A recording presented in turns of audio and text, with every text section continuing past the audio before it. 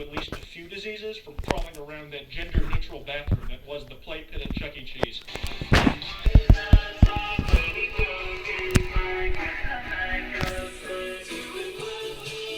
That section is actually a reference to something that's in the FNAF World game, but I know that when El Hugany saw that shit, he was like, fuck yes, a corner I can cut. That's the smart way to do it, though. You found a spot that would be easier to animate than the rest of the video with all its custom artwork and motion tween characters bouncing up and down like some Oompa Loompas, but he did it in a way that was still in service of like a reference to the game. It's actually pretty neat.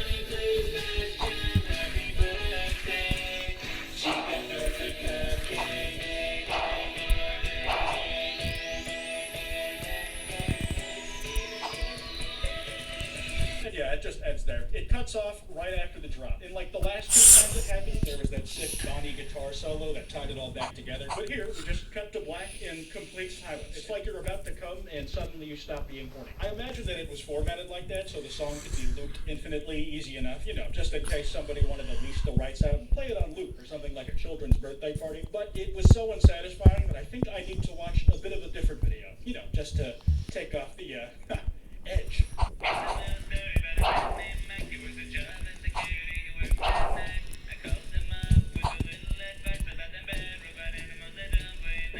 I decided to hop back to that first Five Nights at Freddy's musical El Hugany ever made because the phone guy design was basically the prototype for every animatronic to come after. He's easily one of the most iconic characters in the franchise, a guy who's literally a phone, and he didn't get a spot in FNAF World. It just feels like a major shame, so I wanted to show it off here. Anyways, that's all I got for you. If you're looking for more videos like this, that playlist should be on screen right now. Remember to like and subscribe, and to not go after anyone I talked about in today's video. It's a complete waste of time and makes you look like, what was the word? Oh, right, a loser. Anyways, this has been Flight, and what are the chances you'll see me in your dreams tonight?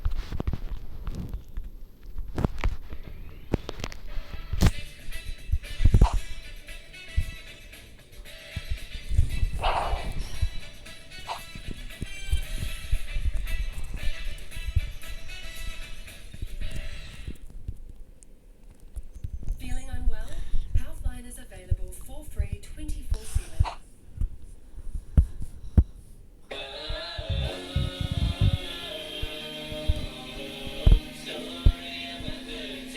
That song plays as you stand before the gates of hell. Hi again, guys, and welcome back to hell. Most people are surprised by how accommodating and cozy it is down here. Thanks for the support of the last video. It did great, and I really appreciate it. But a lot of people pointed out to me that I missed something really big. I completely failed to mention the video that El Hugany, the guy I was on, gets memed on the most for. The story of Undertale. This video is probably what has seared this guy's art style into the most amount of retinas. I saw it joked about on Twitter before ever remembering those Call of Duty ones I used to watch. And I completely forgot that I had. I really don't know what happened, man. I am off my game. I'm usually way better about this stuff. Regardless, I'm here to fix that issue and look through another landmark moment in animation history. One thing before that, though, and please don't kill me for this, I dropped a song, guys. It's called Pest by Quite. That's me. It's now available on all streaming platforms. You can find it in the first link in the description. I know more YouTuber music is really what you wanted out of me, but how could I say no to another way of milking money out of you buffoons? Jokes aside, it would mean a lot if you guys gave it a listen. It's got lots of bars about gay sex, which is like my favorite thing. I'ma stay chest, let the smash like sure is. Pocket pussy got my penis redder than porcelain. It's tipping inside my mouth, sucking dick like I'm snorkeling. You pulling out my bag, it's getting cracked like some porcelain. Even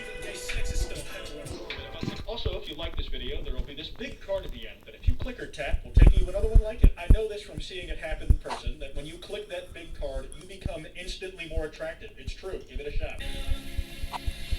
I fell from the light, talk, should I find monster genocide? This my Undertale. You see, I really missed out on the whole initial Undertale train. I didn't really play it until like last year, and lucky for me, there was already 2/5 of a sequel out by then, which you can watch. You just left us to the wolves. You're on your own. Figure out what words the robot noises are supposed to be yourself. He was just fed up with literally spelling that shit out. Story of Sesame takes me to her home and hooks me up with a brand new monster ball. Leaves me alone.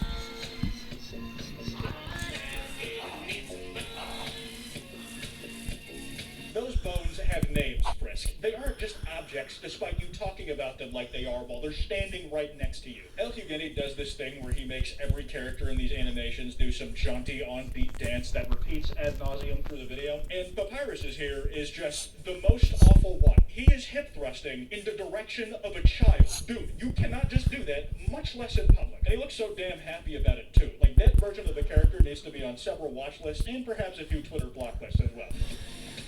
Should I do that? Or should I use my fist?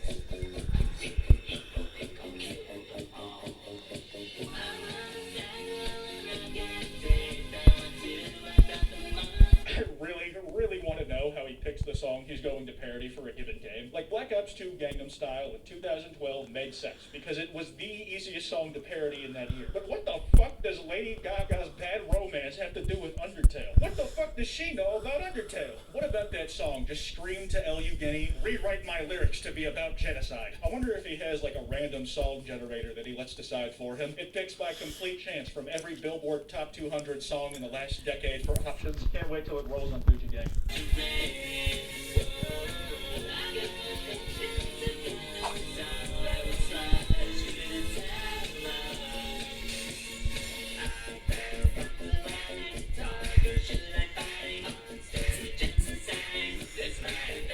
I do.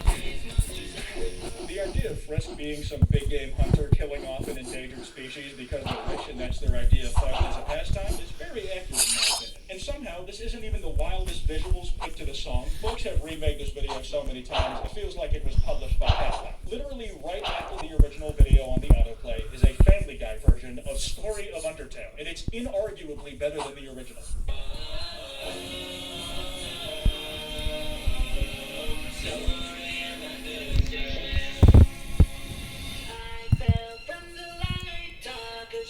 Put these two side by side, they're essentially on the same level of production quality. One just has noticeably more passion.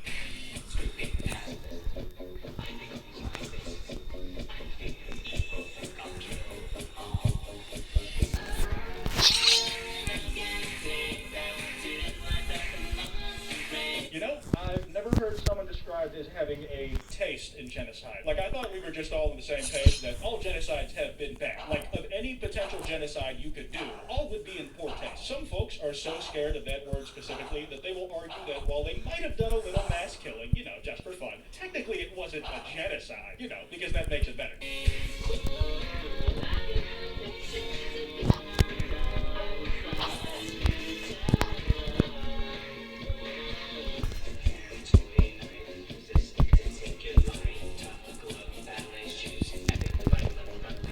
I'm gonna be honest with you guys, I get like 0 of these references. I've only done a pacifist run, and I refuse to do a genocide one because I don't want to ruin the good memories I've made with those characters I like, so I have no idea what a single weapon in this game is. I have lived in blissful ignorance where the whole world of Undertale is just farts and rainbows and nobody dies. It's all happy endings, and I finally get a parental figure for once in my life by the end of it.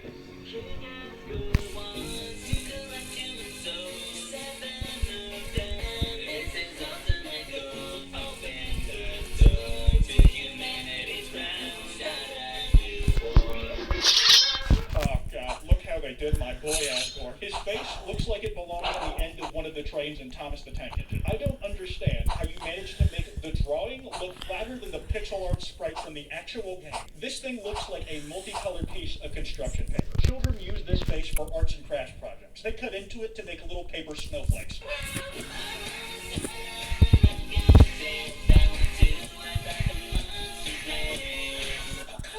The Wilhelm scream, first the deal with the glasses, and now this. El Hugini was definitely just checking off the boxes as he went along making this. This is definitely what my target audience wants out of this video. If they see the funny glasses and hear the funny noise that they've seen and heard in 1,000 other places, they'll surely laugh like the stupid, dumb, trained dogs they are. Okay, that's definitely an exaggeration, but I'm not exactly known for managing my jealousy in a healthy way, now am I?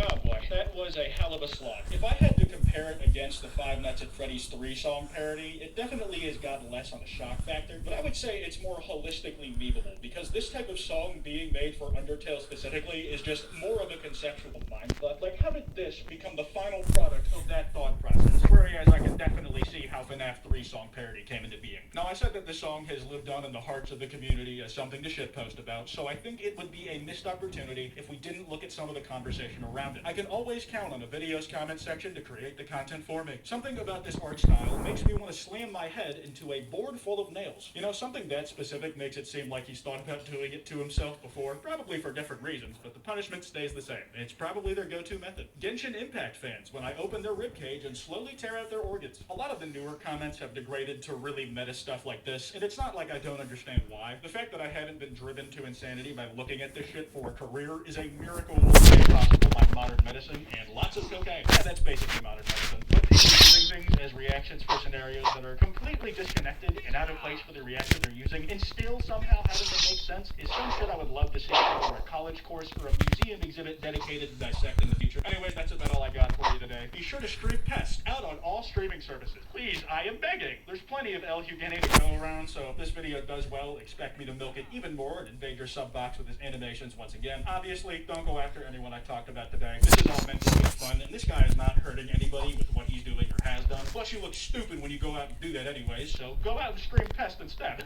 Anyways, this has been quite, and I'm having a surgery soon. My spine needs to be internally realigned after bending over to suck my own cock in this video so much. Oh, I won't make it. I've got that thing with the thing where alphabetizing my spices. I'm currently at milk. I need to get to paprika by Tonight? Oh man, I can't. I really need to wash my hair.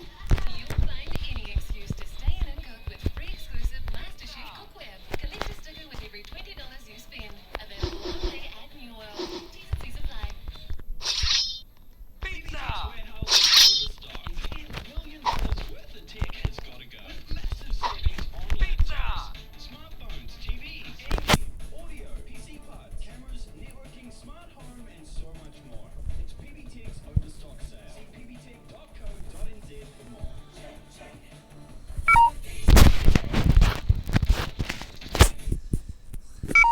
Guys, there's no need to worry. Everything is right in the world once again. The microphone has its fuzzy concept back. Hi again, guys, and today I want to invite you into a very shameful part of my childhood, so please put your seatbelts on and maybe your blindfolds too. If you're part of the same internet generation as me, you probably agree when I say that video game music parodies absolutely whip. If you liked Minecraft, Undertale, Five Nights at Freddy's, or some other big fandom game, there were probably some absolute heaters about those fandoms for you to melt your little preteen brain with. I look back on a lot of these moments fondly, like Captain Sparkles' Revenge briefly passing the song it was parodying in views, or the Living Tombstone releasing consistent FNAF bangers every time there was a new game. Also, a lot of people don't know that the Living Tombstone was the first person to get Corpse Husband on a song, and now that guy's friends with MGK and makes tracks with Night Lavelle. Biggest genre switch I've ever seen. That aside, there is one channel from my childhood that made an outright absurd amount of animated music parodies, and it's one I really wouldn't forget. The thing is, I actually managed to do that for a while until this relic of a clip popped up without my consent onto my Twitter timeline. I'm addicted to God,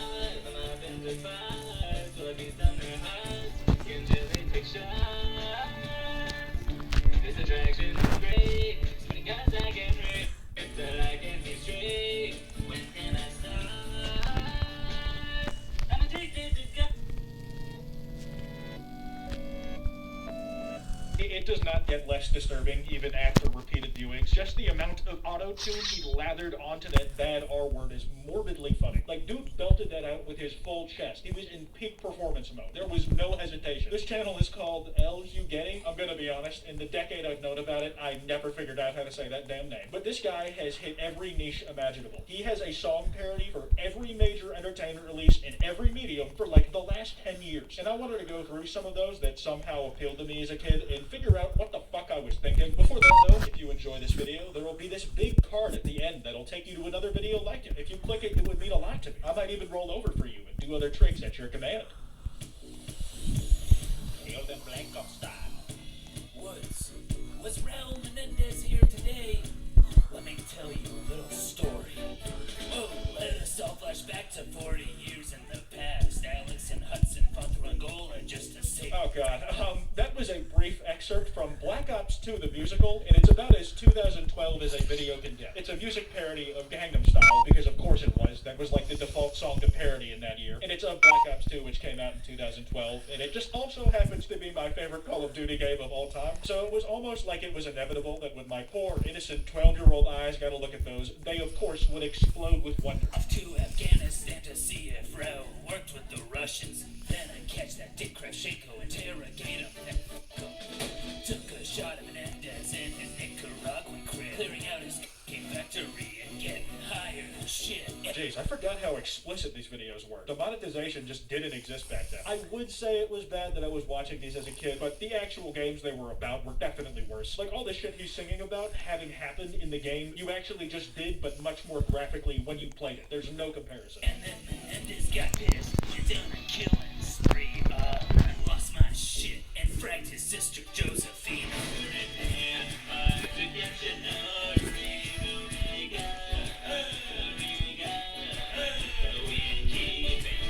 Bruh, he just teleported from the top of the frame to the bottom. Infamous Panamanian dictator Manuel Noriega just randomly decided, okay, I think I'll let gravity affect me now. Little shit like that happens in every one of these videos. The animation style is really basic. It's done in a way where it lets him copy and paste and just recolor as much stuff as possible for maximum efficiency. He reuses the way that fingers hold guns. It's really funny. I understand that this guy is doing this for a bag. That's his grind, and I got no issue with it. In fact, he's still doing it successfully to this day. This guy has ball-busting staying power. But that being said, you have to admit that the animation style is absolutely haunting. I would show some of this shit to my kids as an example of something that will eat them alive if they don't do their chores. We're giving them up in the trade-off.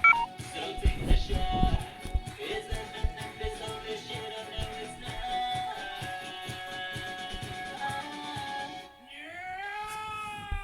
Kill them Black Ops style. If you're not following what's happening